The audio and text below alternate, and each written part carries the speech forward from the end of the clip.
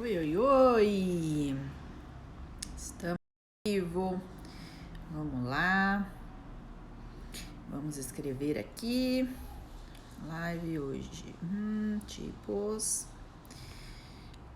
de ansiedade.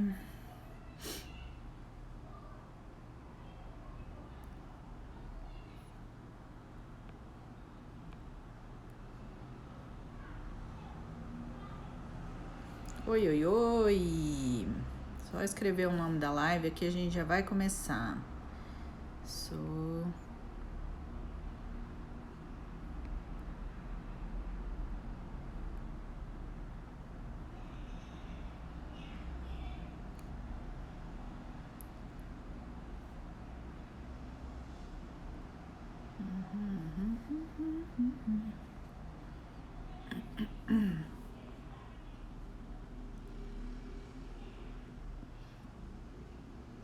Pronto. Prontinho.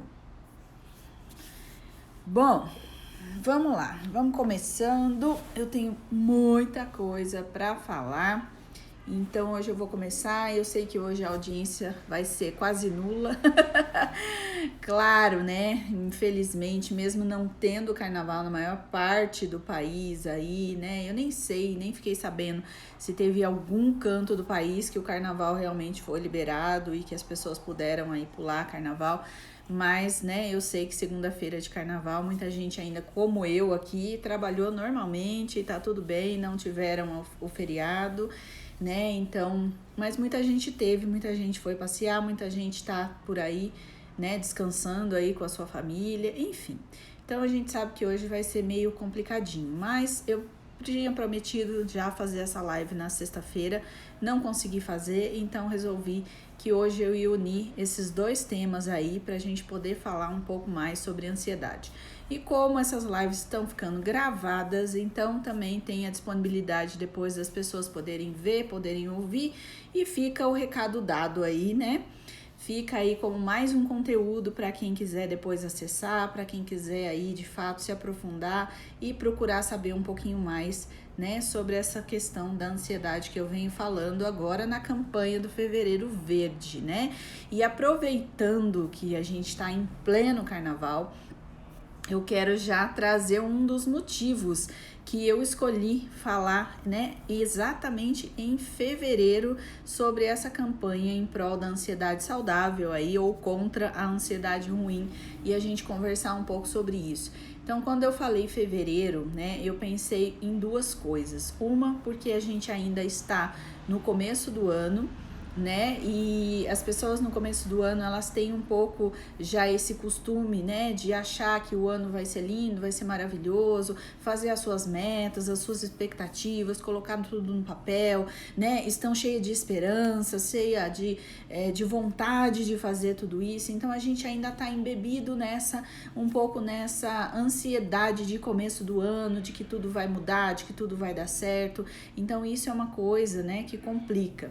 A outra coisa, né, é esse movimento mesmo nosso brasileiro aqui de falar em relação ao carnaval e de achar que o ano só começa depois do carnaval. Então meio que a gente fica também nessa ansiedade de que hora que vai passar, quando que vai acabar tudo isso. Então a gente fica muito nesse princípio do prazer aqui ainda, né, da inconsequência, de achar que tudo que a gente vai fazer agora vai ser meio, vamos chutar o balde, vamos fazer tudo de qualquer jeito, e aí depois a gente começa o ano.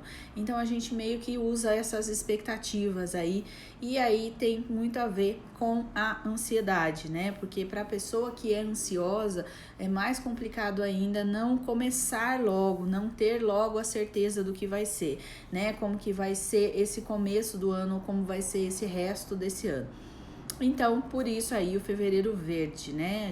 E verde eu já expliquei, já falei algumas vezes, e o verde é a cor, né, da cura, é a cor da medicina, é a cor do bem-estar, do equilíbrio, né? Então foi por isso aí a minha escolha de falar um pouquinho nesse começo do ano.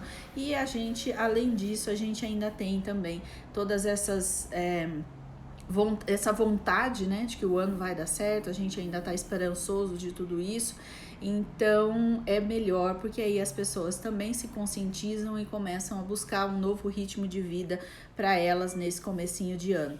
E por isso, então, tudo isso começou aí a minha campanha, que eu estou intitulando aqui de campanha de Fevereiro Verde, que é em prol da ansiedade do bem, né? A ansiedade saudável aí.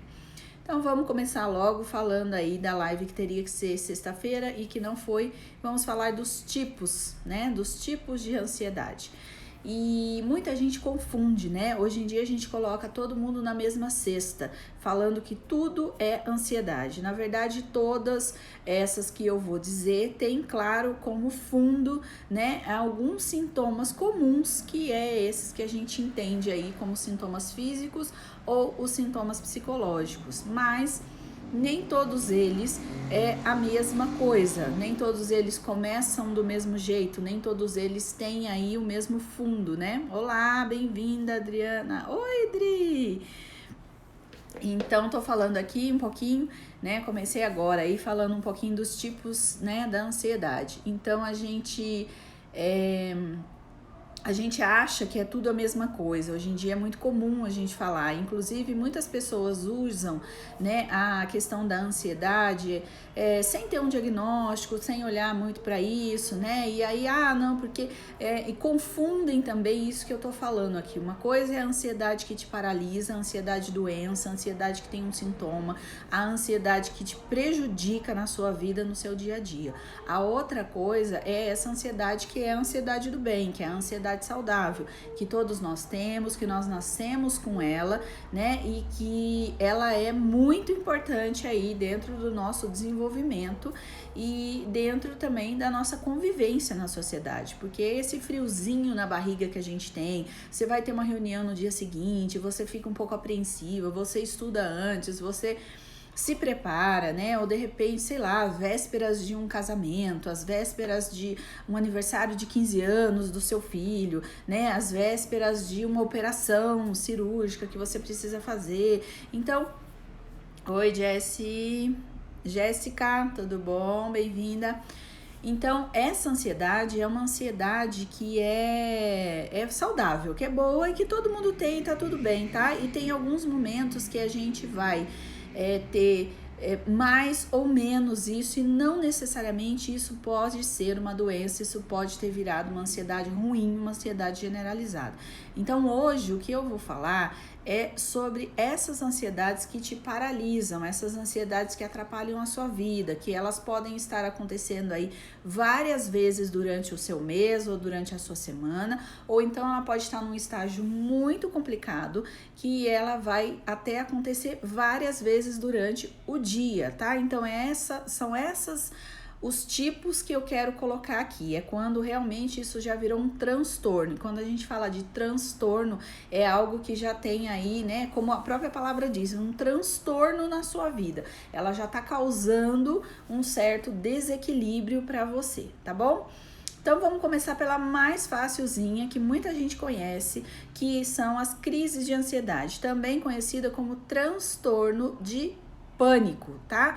Então muita gente vai ao psiquiatra, muita gente acaba tendo várias crises, vai parar lá no hospital por conta disso e depois acaba recebendo um diagnóstico de que tem o transtorno de pânico, tá? Então teve pânico ou a síndrome do pânico, tá bom? Tudo isso é mais ou menos a mesma coisa. E o que ela consiste? Essa crise, ela é muito mais fácil da gente acabar entendendo, diagnosticando, porque é a crise que ela vem com muitos sintomas físicos. Então é aquela realmente que você acredita, que você entra num estado de pânico mesmo, né? E você acha que você vai morrer. Então por isso muitas pessoas vão parar lá no pronto-socorro achando que estão tendo um infarto, porque os sintomas são muito parecidos. Então você vai ter o sintoma de ficar com o coração, né? A primeira coisa é o coração em palpitação, você pode ter formigamento pelo corpo, você pode ter enfim, né, suador, ou frio, ou calor demais, você pode ficar com as pernas bambas, você pode ter a sensação de que você vai desmaiar, né, começa a subir um calor, assim, de repente cai a pressão logo de uma vez, então e aí um medo, um pânico, e essa síndrome do pânico, né, na verdade, ela acaba gerando mais pânico ainda, porque quanto mais você pensa naqueles sintomas que você tá sentindo, mais desespero você tem, né, e mais você acha que você vai morrer. Então ela meio que vai numa bola de neve, numa crescente aí, e em geral a gente acaba passando por isso. Ela pode acontecer uma vez só na sua vida, ela pode acontecer algumas vezes, ela pode acontecer espaçadamente. Ela aconteceu o ano passado e depois num outro momento eu tive de novo, e depois eu nunca mais tive, depois passou 5 anos eu tive de novo. Ou ela pode começar a ficar um pouco frequente na sua vida mesmo, né? Então todas essas ansiedades que eu estou falando aqui hoje, que causam transtorno na sua vida. Oi, nossa, que linda, Lívia, tudo bom? Almeida, bem-vinda. Então, todas essas ansiedades, esses tipos de ansiedade que eu estou falando, são ansiedades que provavelmente, depois de um tempo ela na sua vida, necessariamente você vai precisar, né, procurar um psiquiatra, fazer uma avaliação, e muitas das vezes é necessário que a gente acabe tomando ou tendo a ajuda da medicação, tá? Então essa crise do pânico, essa síndrome do pânico que a gente vai ter várias vezes, ela pode estar acontecendo com muita frequência na sua vida, né? É interessante que a gente faça sempre uma avaliação, tá? Então isso é a crise aí, ou transtorno do pânico. Essa mais comum, que ela é um episódio, ela acontece, depois ela vai embora. E o problema também da síndrome do pânico é que a gente pode, depois que ela passa, depois que acabam os sintomas, no outro dia eu posso acordar bem, tá tudo certo e tal, eu vou ficar com esse receio ou com esse medo de ter de novo. Então, muitas vezes a reincidência dela é de tanto a gente ficar pensando, de tanto a gente ficar evitando, de tanto a gente achar que a gente vai ter de novo aquilo, e a gente começa a evitar também, né, algumas situações que puderam ser gatilho, ou que eu acho que foi aquilo que me levou a ter essa crise de pânico, né? Então, eu tava aquele dia, eu estava em tal lugar, cheio de gente, com isso, com aquilo, então eu não vou mais naquele lugar, eu vou evitar por um tempo, enquanto eu não me sentir melhor, então eu não vou, porque se eu for lá, eu vou lembrar, e aí eu vou sentir de novo. Então a gente vai, né? Ótimo. Olha, a Adriana tá dizendo aqui que ela teve isso, uma crise dessa assim uma vez. Boa observação, você me lembrou de uma coisa. Não necessariamente também você vai parar ao hospital, tá? Muitas pessoas passam por essa crise sozinha e até com vergonha. Vamos começando já misturando as duas lives aqui, tá bom? Quais são os sofrimentos aí que o ansioso ou a pessoa que tem alguma crise de ansiedade, ela sofre ou ela guarda para ela. Isso é uma coisa também, né? Às vezes a pessoa passa sozinho, fica com medo de falar isso para as outras pessoas, fica com vergonha de falar, e ela também, né, se descontrola porque ela não sabe o que está acontecendo com ela. Ela fica na esperança, na expectativa, não, que isso vai passar, meu Deus, deixa eu respirar melhor, deixa eu tomar um copo de água, deixa eu tomar um copo de água com açúcar, deixa eu pensar em outra coisa, deixa eu dar uma volta, deixa eu ver se eu ligo a televisão, se eu escuto uma música, se eu faço alguma coisa. Então, às vezes, essa crise, ela não precisa ser tão aguda, você não precisa ter, tem pessoas que sentem até como se fosse um infarto mesmo, um aperto, como se o coração estivesse apertando mesmo, ou algumas pontadas no coração, né? Então, por isso a semelhança. Mas algumas pessoas acabam sentindo de uma maneira mais leve, só fica com aquele coração palpitando, aí ele para, daí a pouco ele começa de novo, aí eu fico meio esquisita, eu fico meio inquieta, né, irritadiça. Então, são coisas pequenas que ela pode ser de uma maneira muito menor, e às vezes você passa por isso e você talvez nem tenha se ligado que você tenha passado por uma crise aí de ansiedade, ou uma crise, né, de pânico aí que a gente está dizendo. Depois, eu vou deixar a última para o final, né, a crise, o transtorno da ansiedade generalizada, porque aí eu acho que ela engloba um pouco todas essas. E vou falar agora da fobia, tá? Então a gente tem a fobia social e a gente tem fobias mais específicas. Então, fobia, né? Eu tenho medo, eu tenho pânico de alguma coisa. E a fobia social, em geral, ela tá ligada à agorafobia. São pessoas que não têm, né, que não conseguem. Não consegue não, ela tem medo, ela tem uma certa angústia, ou ela fica ali incomodada em estar no meio de grandes multidões, de grandes pessoas, né? Ou ela ter que falar em público, ou então ela ter que apresentar um trabalho. Então são pessoas que vão desenvolvendo fobias, e ela também, às vezes, ela é muito pontual. Tem algum motivo, tem alguma situação que tá ligada àquela coisa, né? Não é todo o tempo que ela acaba sentindo isso. Ela acaba tendo ali, né, por exemplo, como eu falei, eu tenho medo de falar em público, então toda vez que eu tenho a necessidade, ou um trabalho de faculdade, ou uma apresentação no meu trabalho, ou eu tenho que falar para alguma pessoa, fazer uma live, por exemplo, aqui tem muita gente que deixa de fazer porque não consegue, porque não dá conta do recado. Então essa pessoa pode ter essa fobia, né, ligada a uma coisa específica, e naquele momento ela vai ter esses sintomas que eu tô falando.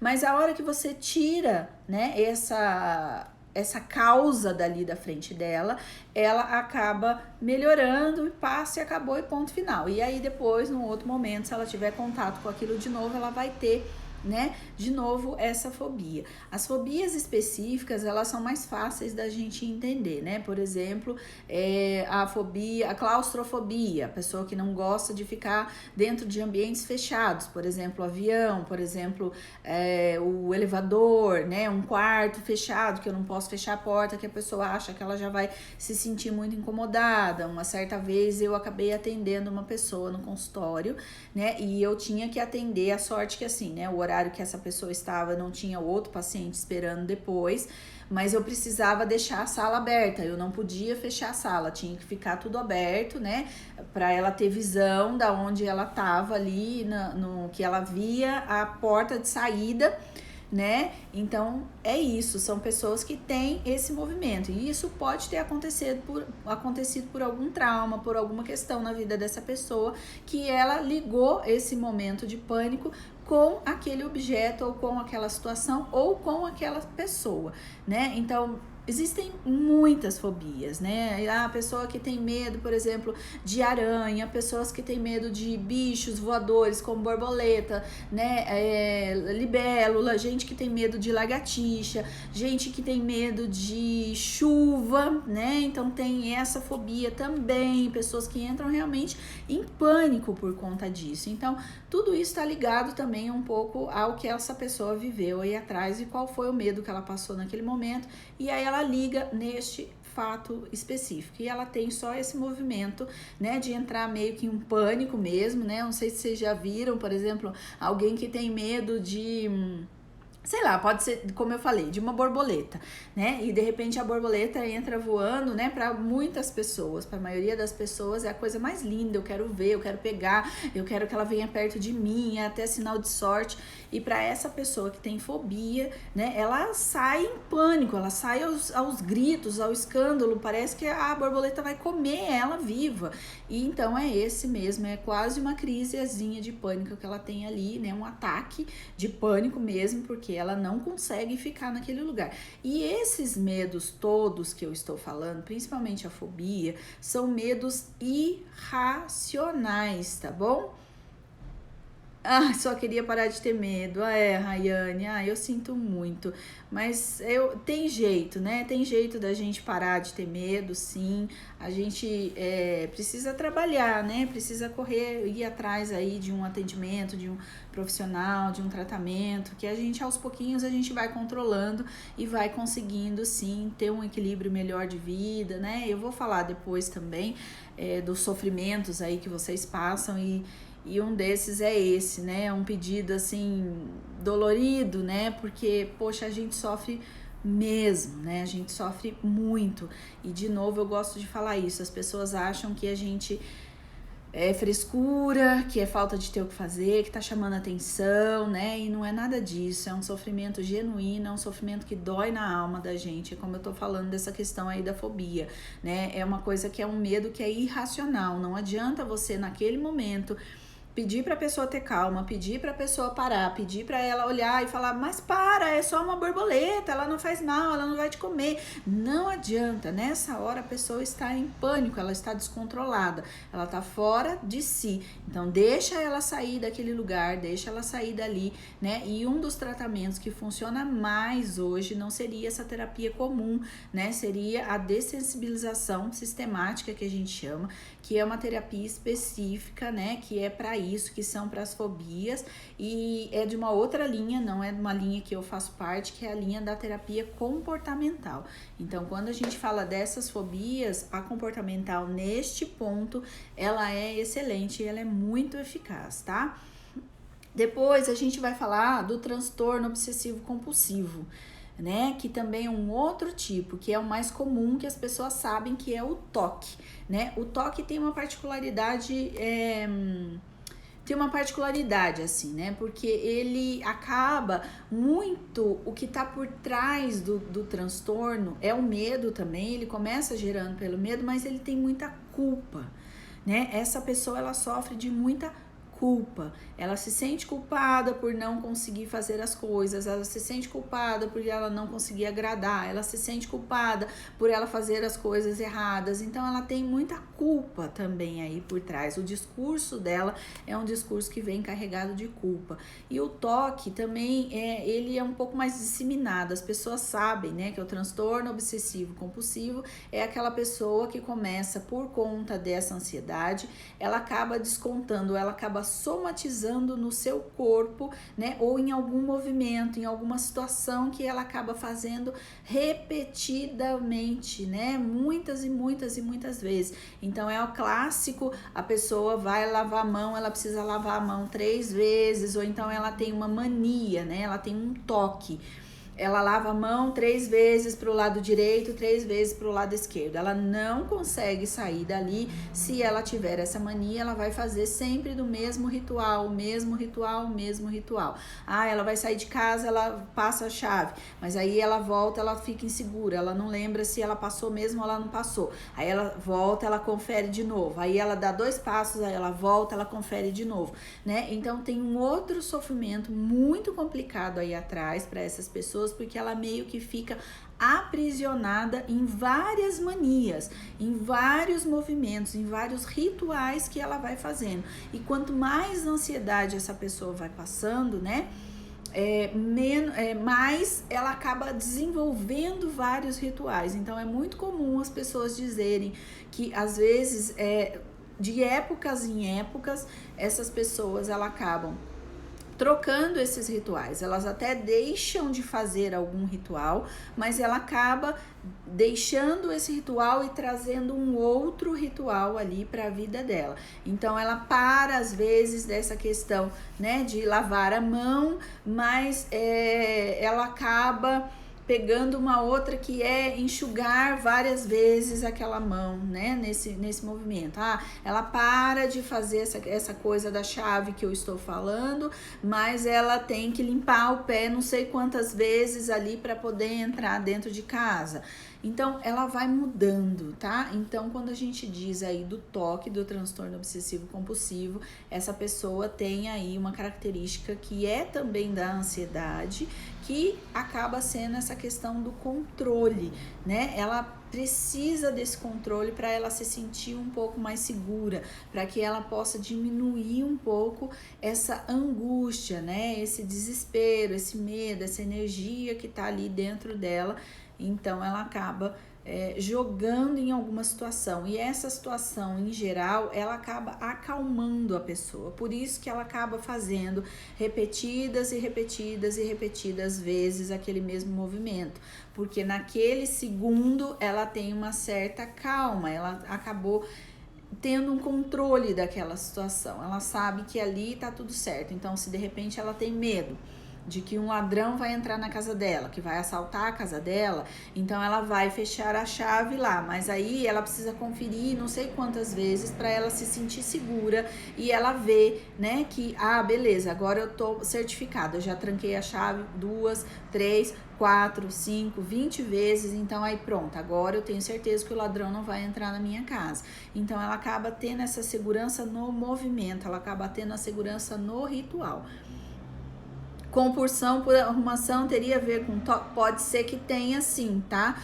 Pode ser sim, eu não vou diagnosticar ninguém aqui, né? Eu acho que todo mundo tem que procurar fazer né? Aí é só mesmo dentro da terapia, ou então com uma avaliação com um psiquiatra, a gente escutando, entendendo um pouco melhor a situação, aí a gente pode dizer com mais clareza, tá? Mas em geral, eu posso dizer que tem sim, tem pessoas que desenvolvem o toque em relação à organização. Por exemplo, a pessoa que tem o guarda-roupa dela milimetricamente todo organizado. Às vezes tem pessoas que têm até por cor, né? Ela vem trazendo assim, tem toda uma arrumação por cor, as gavetas de uma maneira, tem coisas, às vezes tem gente que faz por ordem alfabética, a da listra pra bolinha, que não sei o que e tal. E aí, geralmente, essas pessoas, né, só elas querem cuidar desse guarda-roupa, só elas querem cuidar ou da casa ou do ambiente, porque ela não deixa ninguém colocar a mão, porque qualquer pessoa que colocar a mão é aquele tipo da pessoa que ela vai ter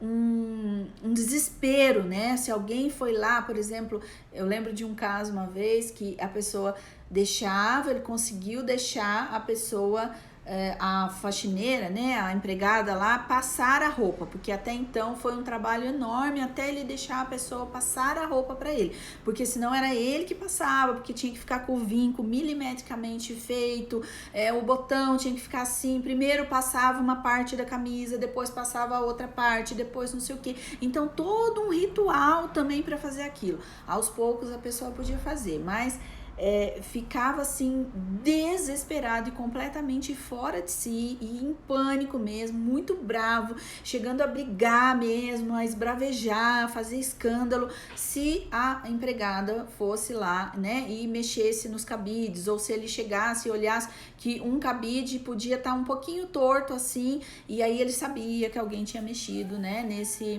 nesse guarda-roupa e tal, e não podia. Ai de se alguém pegasse aquela roupa passada e fosse lá guardar, e por acaso não tivesse colocado no exato lugar para aquela roupa estar daquele jeito, né? Então, tudo isso é um ritual. Toda vez que a gente pensar em compulsão, em toque, né, a gente vai ter que pensar assim, o quanto que essa pessoa está rígida dentro daquele ritual e o quanto que esse ritual acaba acalmando ela, né? E quando ela não faz ou ela é impedida de fazer esse ritual dessa mesma maneira, ela acaba entrando nesse estado de nervo, de raiva, de ódio, de briga, né? São pessoas que às vezes perdem mesmo a cabeça e brigam e jogam coisas longe e quebram as coisas porque ela perde o controle mesmo naquele movimento dela. E aí sim a questão da culpa que eu falei, depois ela se sente super culpada porque ela não consegue mudar, porque ela não consegue sair daquilo, porque ela não consegue fazer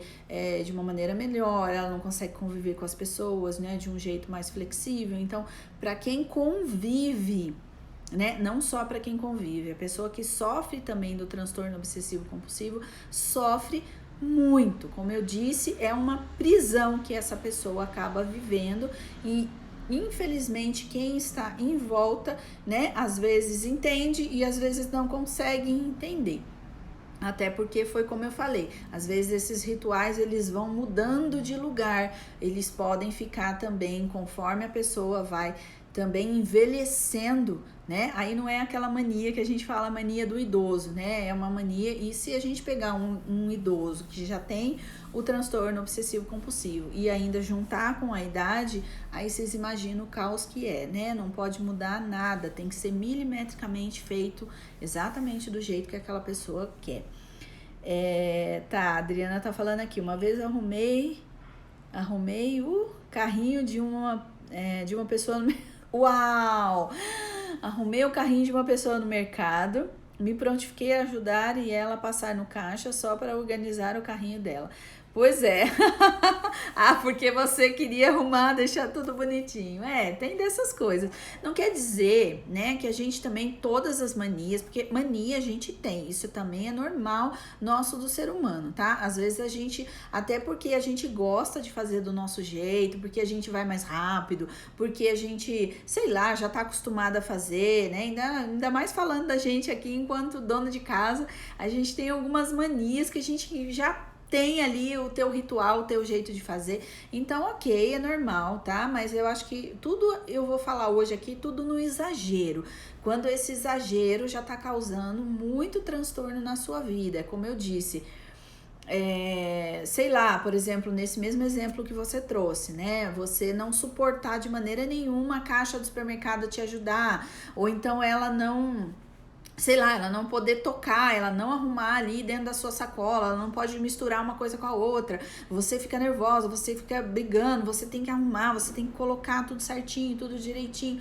Então, né, agora, e nessa fase agora que a gente passou da história, a gente passou não, a gente tá passando ainda, da história da pandemia, da questão da limpeza, também é uma coisa muito comum nas pessoas que têm transtorno obsessivo compulsivo. Elas têm também uma questão com a limpeza muito forte, então é aquela pessoa que vai passar, né, agora essa questão do álcool, de desinfetar tudo, então aquela pessoa que ela já tem isso no ritual dela, ó, há muito tempo, ela ferventa tudo, ou então ela passa álcool em tudo, e ela limpa nos mínimos detalhes, é aquela pessoa que vai pegar, sabe, o cotonete, vai limpar cada frestinha do banheiro, do chão, embaixo da porta, do lado, então é essa pessoa que ela tem verdadeiro pânico, porque o medo dela tá onde, né, nas bactérias, nas doenças, na sujeira, no que aquilo vai afetar a saúde dela. Então, cada um vai ter um motivo de medo que tá aí atrás e por isso ela faz aquele ritual, que ela quer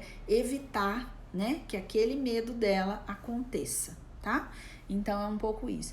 E aí, vou falar agora do transtorno estresse, né, do estresse pós-traumático, que também pode trazer muitas crises de pânico e muita ansiedade para a vida dessa pessoa. O que seria o transtorno estresse pós-traumático, né?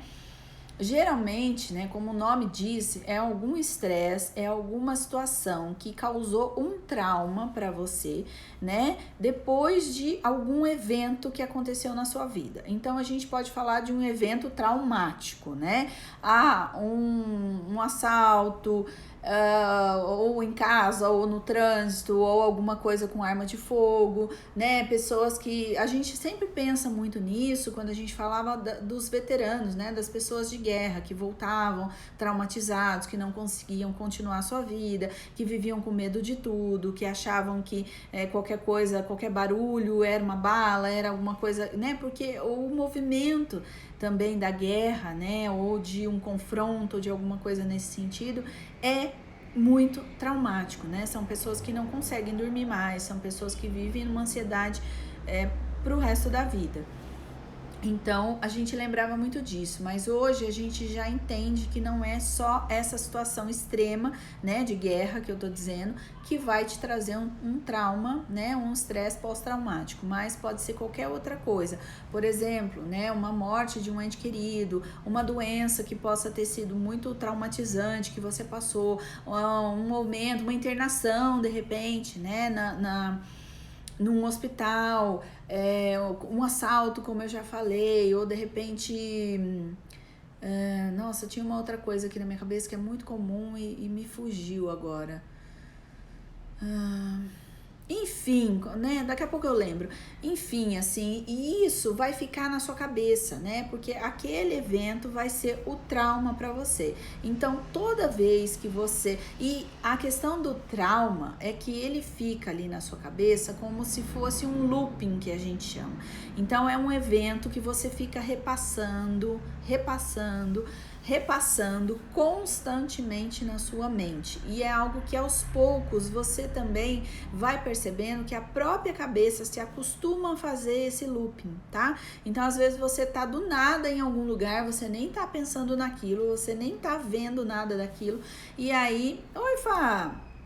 E aí, esse evento acaba aparecendo na sua cabeça. Então, sei lá, você tá numa festa de família, super tranquila, conversando lá e tal, e tá feliz, e não tá nem pensando no que você viveu, e daqui a pouco uma imagem, puf, toma conta da sua cabeça. Vamos imaginar que você passou por um estresse do assalto, como eu disse, né, a mão armada e tal, e tudo mais. E aí, de repente, você tá ali numa felicidade danada e o evento aparece na sua cabeça e você lembra de todo aquele movimento, dos pensamentos, do que você sentiu na hora, como que foi o depois. A hora que você percebe, você tá naquele looping, relembrando e sofrendo de novo. Porque lembra, né? Eu já falei isso. A questão da ansiedade são 3 movimentozinhos, aliás, das emoções. A gente pensa, né? Você pensa em algo bom ou ruim, aí você sente a emoção daquilo, bom ou ruim, de acordo com o que você pensou, e depois, né, você pensa, você sente e você age, né? A ação pode ser essa que eu tô falando, mais pensamentos, ou então eu vou sair dali, ou então eu vou ter uma crise de pânico, ou então eu vou ter uma briga, uma irritabilidade, enfim, tá? Então, a gente tem que pensar nesses 3 movimentos aí. E aí é a mesma coisa, né? Então, no trauma, eu acabei passando por aquilo, eu tive alguns sentimentos, alguns pensamentos sobre aquilo, e eu guardei, né? É como se ficasse uma ferida ali na gente, é como se realmente, sabe aquela história da gente falar da madeira, né? Você, às vezes, tem uma história bonita até do prego, né? Que você, sei lá, você bate um prego num banco de madeira, mesmo que você tire aquele prego ali depois, o buraco vai ficar lá, né? Mesmo que você vá depois, tampe, faça alguma coisa, mas vai ficar aquela marca, né, ali na madeira. É a mesma coisa quando a gente fala de estresse pós-traumático. Fica uma marca, fica um trauma, fica um buraco ali, né? E aí essa pessoa acaba revivendo toda essa situação. Que também, né, pode ser que isso acabe desenvolvendo aí uma ansiedade, pode ser até a ansiedade mais generalizada ou algumas pequenas crises enquanto eu estiver de novo nesse movimento. Então, você pensa que esse exemplo que eu dei, uma pessoa que passou por um estresse ou por um trauma em relação a um assalto. Vamos imaginar que ela estava dentro do banco e ela viu toda a cena, ou o bandido, né, encostou a arma dela, enfim, ameaçou de alguma maneira. Essa pessoa é uma pessoa que vai evitar muito tempo, né, chegar ou ir a um banco, ficar ali dentro, é uma pessoa que não vai querer mais, né? Aí se ela trabalhar muito isso, ela pode até ir, mas qualquer movimento diferente, qualquer coisa estranha, isso automaticamente soa um sinal de alerta dentro dela e dá essa crise de ansiedade dentro dela, né? Porque imagina você, ela tá lá quieta na fila, ela tá bem, tá tudo certo, já vai chegar a vez dela. Se alguém derruba alguma coisa que faz um movimento diferente, ou que, sei lá, derruba imaginei aqui, uma pasta, alguma coisa, e faz um barulho estranho atrás dela, pá, né? Imagina na hora o que vem na cabeça dela. Uau, de novo um assalto, é um tiro, é alguma coisa. Ela fica de novo descontrolada e ela pode sair, né, correndo ali naquele movimento. Então, isso é o estresse pós-traumático, tá? Que a gente tá falando. E aí deixei por último, não menos importante, na verdade o mais importante de todos, é que a gente fala dessa ansiedade, né, do transtorno de ansiedade generalizada. Generalizada já quer te dizer alguma coisa, né? Como se a gente pegasse um combo dessas coisas todas e jogasse ali em cima dessa pessoa. Generalizada porque é algo maior, né? Aí sim é essa ansiedade que eu estou falando aí na campanha do Fevereiro Verde, né? Que é essa pessoa que ela tá num sofrimento profundo, é essa pessoa que tá convivendo com a ansiedade já faz muito tempo, talvez muitos anos na vida dela, é essa pessoa que tá tendo aí um transtorno nos seus relacionamentos, no seu ambiente de trabalho, na sua casa, na sua vida pessoal. É a pessoa que tem problemas, né, com insônia, é a pessoa que tem problemas, de repente, com comida, ou com a compulsão, como eu já falei numa outra live, ou com a falta de apetite nesse sentido, né, é uma ansiedade que ela acaba, como o nome diz, generalizada, ela acaba sendo ali quase que pertencente, quase não, né, ela pertencente do dia a dia dessas pessoas, né?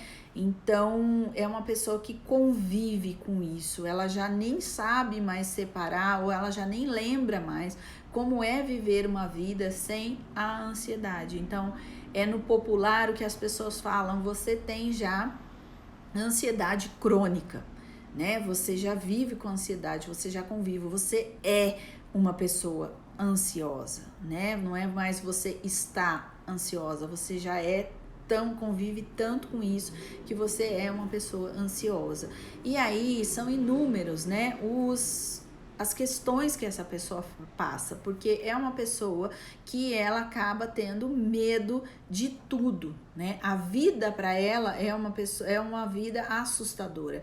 Tudo vai ter algum problema, tudo vai ter algum medo, tudo não vai dar certo. Então agora eu vou começar falando aí dos sofrimentos, né, das causas aí psicológicas que a ansiedade, qualquer um desses que eu disse, também tem essas causas, mas eu vou falar especificamente da ansiedade generalizada, que é essa que hoje, né, a gente até pelos dados aí que a gente tem, eu digo que o Brasil, ele tá campeão, né, infelizmente, mas ele tá campeão nos números recordes que estão sendo cada vez maiores da ansiedade e da depressão, tá?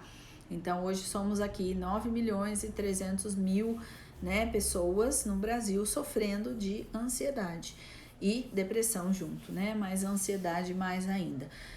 Então, vamos falar um pouco, né, desses sofrimentos aí que essa pessoa acasa. Então, é uma pessoa que ela é apreensiva, né? Eu gosto dessa palavra.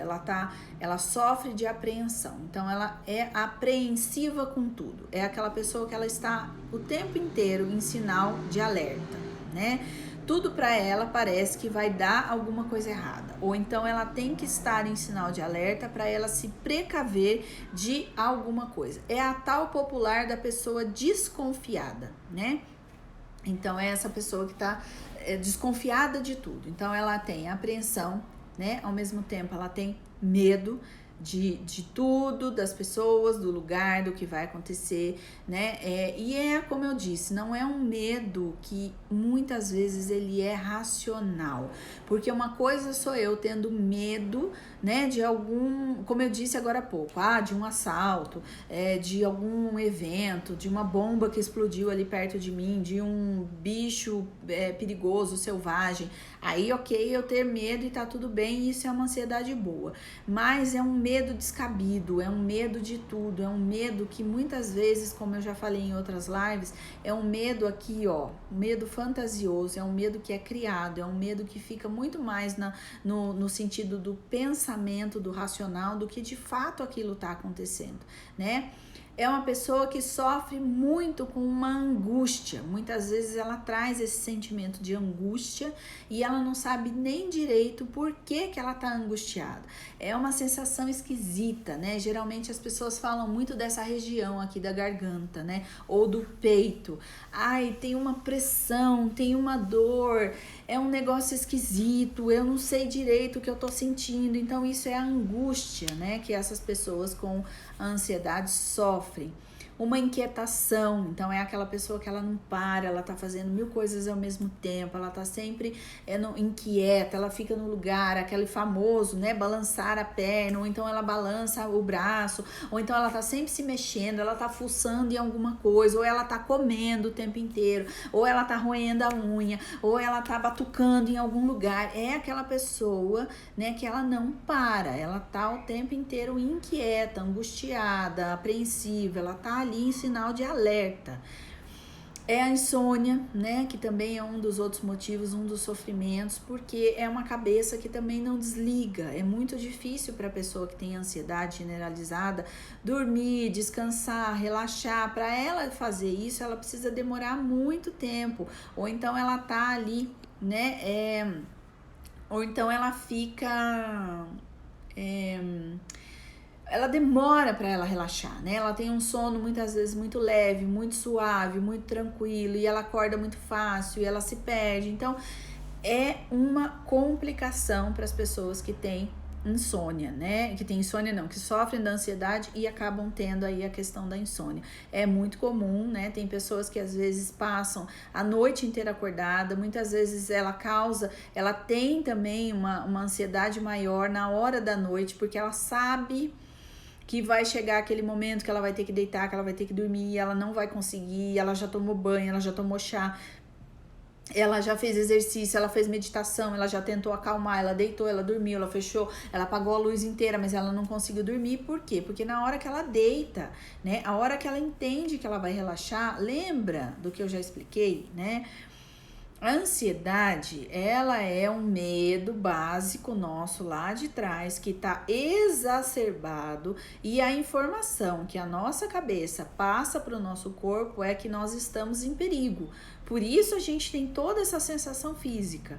Por isso, porque a gente está em sinal de alerta, a gente está pronto para sair correndo. A nossa mente entende que a gente está correndo perigo e que a gente vai ter que sair correndo a qualquer momento. Para quê? Para salvar a nossa vida, para sobreviver. Então, é uma mente que, como que ela vai relaxar? Ela tá em sinal de alerta, né? Imagina, não combinam as duas emoções. O corpo tá lá, né, jogando um monte de adrenalina, te deixando pronto para sair correndo. E aí você fala para ele: "Não, vamos dormir, deita aqui agora, né? Olha, descansa, relaxa, fecha os olhos". Não, ele não vai parar. Ele leva um certo tempo para ele poder desacelerar. E a questão do maior sofrimento do ansioso é o pensamento acelerado.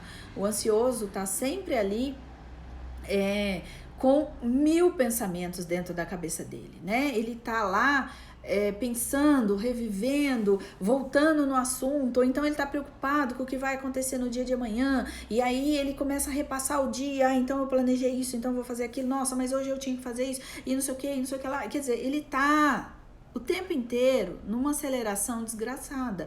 Como é que ele vai deitar e vai relaxar e vai dormir? Então, muitas vezes a pessoa começa também a sentir um pouco mais da ansiedade à noite, porque ela sabe que vai chegar a hora dela dormir e que a hora que ela estiver morrendo, é uma fala muito comum: eu tava morrendo de sono, eu tava dormindo sentada no sofá, foi eu levantar e deitei na cama, pam!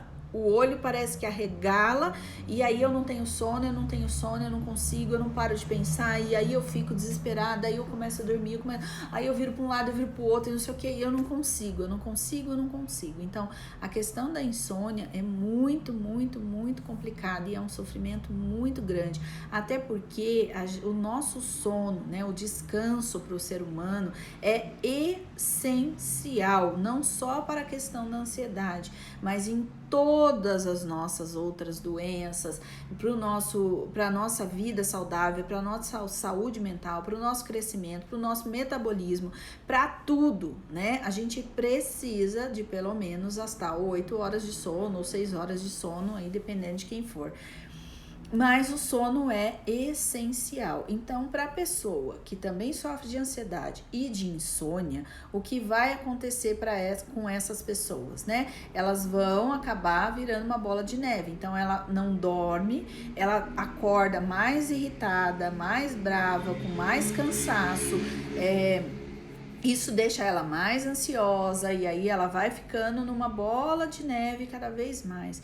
Então, uma das primeiras coisas que a gente precisa tentar regular nessa pessoa é o sono. Por isso, quando a gente entra com uma medicação, muitas vezes a medicação tem o quê? Tem um ansiolítico, lógico, né? E às vezes tem um calmante, para que essa pessoa possa recuperar primeiro o bem-estar dela, o sono, ela consiga regular esse sono para depois, né, o organismo dela vir também se equilibrando e ela ir passando aí, né, dessa fase um pouco mais controlada. Dificuldade de concentração, lógico, né? Porque é uma pessoa que ela tá com o pensamento sempre acelerado. Lembra, de novo, o ansioso, ele vive aonde? Lá no futuro. Ele tá sempre correndo na frente, ele tá sempre 2, 3 dias lá na frente de todo mundo. Então, ele nunca tá aqui, né? A pessoa que precisa de se concentrar e ter um foco de atenção, ela precisa ter atenção, ela precisa estar no presente. E o ansioso não tá no presente, ele tá no futuro, ele tá sempre lá na frente, a cabeça dele tá sempre pensando 4, 5 horas lá na frente. Então, como que ele vai estar, né, presente aqui para ele prestar atenção no que ele tá fazendo, para ele estar aqui? Oi, Eli, tudo bom? Então, esse ansioso, né, ele vai estar com essa falta de concentração. E então ele não vai estar. Além do que, se ele já tem essa questão do sono, que eu disse, né, a insônia e tudo mais, prejudica também o que? A atenção, a concentração. Então, cada vez ele vai ter menos atenção e cada vez ele vai ter menos concentração. Além do que, o ansioso é aquele que abre, né? Ele faz 1000 coisas ao mesmo tempo. Então, por ele tentar fazer 1000 coisas ao mesmo tempo, ele não presta atenção em nada e ele não consegue fazer nada direito. Ou então, ele não termina nada do que ele começou. Então, ele acaba fazendo aqui, mas ele tá fazendo aqui, mas a cabeça dele já tá pensando lá na frente, aí ele começa a fazer uma outra coisa, então ele não prestou atenção no que ele fez aqui, aí aqui deu errado, aí não sei o que, e assim ele vai, né? Ele parece não sei se tem gente aí da minha época, mas tem, né? Eu acho que tem algumas pessoas, quem for da minha época vai lembrar, que tinha aquele desenho do Diabo da Tasmânia, né? O Taz lá, que vivia... É isso, né? O ansioso, a cabeça dele é muito assim, muitas vezes fisicamente, né? Ele também age dessa maneira. Ele é um Tasmania correndo para todo quanto é lado. Hoje incapacidade de relaxar, né? Já coloquei esse aqui, já falei bastante por conta disso, porque ele não consegue relaxar, ele tá sempre nessa afobação dele aqui, né?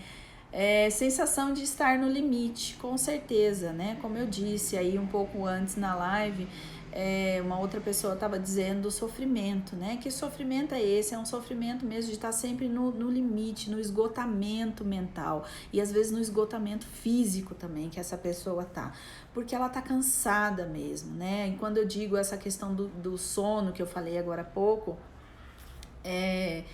ela quer dormir, ela não aguenta mais, às vezes ela tá sem energia nenhuma, né? Ela tá esgotada, mas ela não dá conta, a cabeça dela não para, a cabeça dela não diminui. E lembra que eu já falei isso também em alguma outra live, o nosso cérebro, ele é altamente treinável, então ele também se acostuma a viver nessa loucura que a gente vive quando a gente tem uma ansiedade generalizada. E é muito difícil, por mais que você tente controlar a sua cabeça, por mais que você tente falar pra ela. Eu sei que tem muita gente, né, que já me contou e fala por aí assim: ai, mas eu tento, eu falo, para, desliga, meu Deus. Eu tinha, né, uma outra cliente que ela falava isso, ela falava assim: nossa, como eu queria ter uma chavinha de desligar, né? Ela falava assim: é só uma noite só. Eu só queria pegar a chavinha e desligar. Chegava 8 horas da noite, eu desligava. Era só isso que eu queria. Eu não tô pedindo muito, eu só queria dormir, né? Porque às vezes até o sono dessa pessoa, os sonhos dessa pessoa é agitado, é cheio de muitos pensamentos muito acelerados, muito atropelados, uma coisa em cima da outra, uma coisa em cima da outra, né? Então é um sofrimento muito grande, a sensação de realmente estar sempre no limite, no seu estado de esgotamento, de não aguentar mais, de querer parar, de querer conseguir relaxar, de querer conseguir parar de pensar um pouco, é um pedido muito comum, assim, e de muito sofrimento de todas as pessoas que sofrem dessa ansiedade que eu tô dizendo aqui, da ansiedade generalizada, né? Eu já falei bastante dela, tô olhando ali, né, porque eu tô com uma colinha aqui para não esquecer de todas as coisas, mas assim, preocupações, né, com desgraças futuras. Então, o pensamento, geralmente, do ansioso também é um pensamento muito negativista, né, porque como ele está com medo das coisas, como ele tem medo de tudo, então, com certeza, o medo vem por esse pensamento, né, desastroso, por um pensamento catastrófico. Então ele tá sempre pensando que vai dar merda, que alguma coisa vai acontecer e vai dar errado, vai dar ruim, né? Então, como ele já tá pensando nisso, ele já tá prevendo, ele já tá achando que isso vai acontecer, ele já está sentindo, né, que tá tudo errado, que tá tudo muito ruim. Uma outra coisa que também é muito comum são essas pessoas, né, ansiosas, elas terem também atrelada a tudo isso uma autoestima muito baixa, né? Então a autoestima, por quê? Porque ela tá sempre achando que ela não é capaz, que não vai acontecer, que aquilo vai dar errado, que aquilo é muito ruim. Então ela vai também, né, por esse pensamento catastrófico, acaba trazendo para ela um sentimento de incapacidade muito grande, um sentimento de insegurança muito grande. E isso afeta diretamente a autoconfiança, a autoestima. Então é por aí, né? E aí, sim, olha, legal, já falei, né? Esse pensamento catastrófico era o que estava ali, o próximo. E é isso, né? Então há muito e muito e muito sofrimento mesmo, né? Nas pessoas aí que estão com essa ansiedade que eu tô dizendo, que é a ansiedade generalizada, é uma ansiedade ruim, né? Como eu tenho trazido aqui na campanha do Fevereiro Verde, a gente poder buscar toda essa informação que eu resolvi trazer aqui, os nossos convidados, né, as pessoas aí que já vieram, que já falaram e que vão vir ainda, né, na quinta-feira agora, tenho mais uma convidada aí, uma pessoa que vai trazer também, falar da sua experiência pessoal, né, de como é para ela viver e já vive há algum tempo com a ansiedade. Então, como que isso afeta o seu trabalho, os seus relacionamentos? Oi, Lid. Então, assim, como que isso vai afetando a nossa vida? Como que a gente também não consegue, como eu falei um pouco antes aí, né? Eu tava dizendo dos tipos aí de ansiedade. Então, a gente passou, né, pelo TOC, pelo transtorno obsessivo compulsivo, a gente falou um pouco do transtorno de pânico ou a síndrome do pânico, né? A gente disse aí da própria ansiedade generalizada, né, das crises, enfim, a gente passou por algumas aí. Então todas essas informações é importante para que você aí que saiba ou que está sentindo alguma coisa possa olhar e ver, poxa, eu acho que eu tô um pouco mais assim, eu acho que eu tô um pouco mais assado, né? E cuidado de novo, tá bom? É sempre importante. Se você tem dúvida, procura informação ou procura aí uma avaliação, né, como eu já falei, né, fale com um psicólogo, fale com um psiquiatra, tire a sua dúvida, fale o que você está sentindo e aí com certeza essa pessoa tem um pouco mais de habilidade, né, a gente cuida disso todo santo dia, então a gente está mais acostumado em olhar para isso e saber e te ajudar a entender se o seu caso é um caso realmente, né, de que você já está passando o limite e você está entrando aí em algum desses transtornos de ansiedade, ou se é só um momento, se é só uma crise, é alguma coisa que acabou passando. Por exemplo, uma coisa muito comum que as pessoas, não é o caso aqui, mas é só como um exemplo mesmo, uma coisa muito comum que as pessoas confundem é quando a gente tem, né, na família e a gente está vivendo um luto, então morreu algum ente querido, alguém muito próximo de você, e aí as pessoas passam por esse movimento de luto e tem algumas fases desse movimento de luto, né, e algumas delas pode ser sim de euforia, pode ser também de uma tristeza muito profunda, de uma revolta, né, e tudo isso pode ser sim confundido com uma depressão, pode ser confundido com até a própria ansiedade. E muitas vezes as pessoas saem dizendo, então eu estou deprimida, então eu sou ansiosa, ou eu fiquei ansiosa depois disso, daquilo, então é um transtorno de estresse pós-traumático, e não, né? E muitas vezes não, você precisa entender o contexto todo, tudo que está acontecendo ali. Então, a melhor coisa, se você tem dúvida, né, procura um profissional. Eu sempre me coloco aqui à disposição, né, para responder as dúvidas. Aliás, vou dizer aí, se alguém tiver alguma dúvida, deixa aí, coloca, escreve para mim, né? Ou, não sei, não quer colocar aqui, não quero me expor, não quero falar, então me manda no direct, né? E eu tô sempre com o meu canal sempre muito aberto para todos vocês, pra gente poder conversar, né? E o intuito da campanha do Fevereiro Verde é justamente esse, é a gente tirar, a gente trazer, conscientizar vocês, né? E entender que tem sim saída, solução, né, resolução para tudo isso. Se não houver um estancamento, né, muito grande num primeiro momento ou depois, mas pelo menos tem controle, pelo menos tem equilíbrio, pelo menos você vai saber como lidar. E como eu sempre digo, né, na ansiedade você precisa entender os gatilhos, você precisa entender a causa, você precisa entender de onde tudo aquilo saiu e por que você não conseguiu lidar com aquilo antes e que tá te atormentando a vida agora.